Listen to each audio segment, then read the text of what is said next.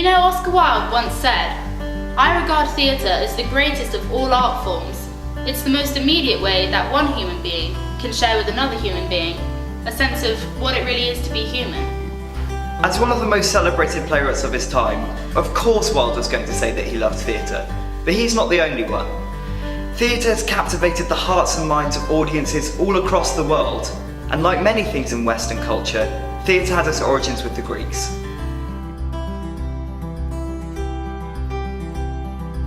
In the theatre of the Greeks, Buckham states that Thespis, who is widely considered to be one of the first actors of all time, stood upon his wagon in 534 BC and did a piece of poetry as if he were the character. Audiences were captivated by his innovative and new techniques, which would go on to inspire what Oscar Wilde believed to be the greatest of all art forms. To begin with, drama was heavily incorporated with choral competitions. In fact, it evolved from them. Every year during the sailing season, the biggest and most prestigious festival was held, the Great Dionysia, named after the Greek god of theatre, Dionysus. A host of traders from all around the Greek world would gather in Athens so they could witness the spectacle of the arts festival. Initially, the dramatic performances were sung, and they involved a single character, the protagonist, and a chorus of around 50 who would aid the protagonist in the story. However, by around 480 BC, playwrights such as Aeschylus began to change things around. They reduced the chorus from around 50 to 12, and they added another character, the antagonist. This leads us to the first performance of a play in 472 BC. This play, called The Persians, was set in a Persian court after the Battle of Plataea.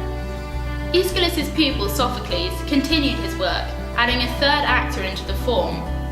Sophocles was a pioneer into character development, focusing less on the visuals of the chorus and more on the actors themselves. He went on to be one of the most successful playwrights at the festivals, never placing lower than second in the 30 plays he entered, sometimes even beating Aeschylus.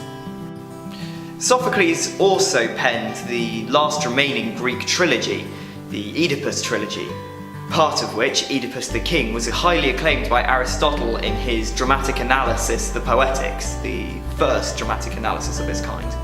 The next great tragic writer would be Euripides. Euripides was known for bringing a load of concepts into the field of theatre, such as the prologue and the Deus Ex Machina. An example of this would be Electra, where Castor and Pollux come on stage from the top of giant cranes. This would give them a godlike presence. This was one of many controversial moments for Euripides, as he himself was a controversial figure, having to have believed to have been an atheist. Euripides was often mocked for his melodrama, usually by his comic contemporary Aristophanes, who provides the majority of what remains of the oldest forms of comedy, cleverly named Old Comedy.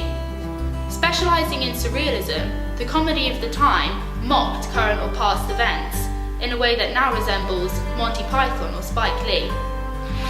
Here ends the golden age of Athens, where thought and theatre flourished. From these humble beginnings, Western drama has evolved into the exciting form that we know today.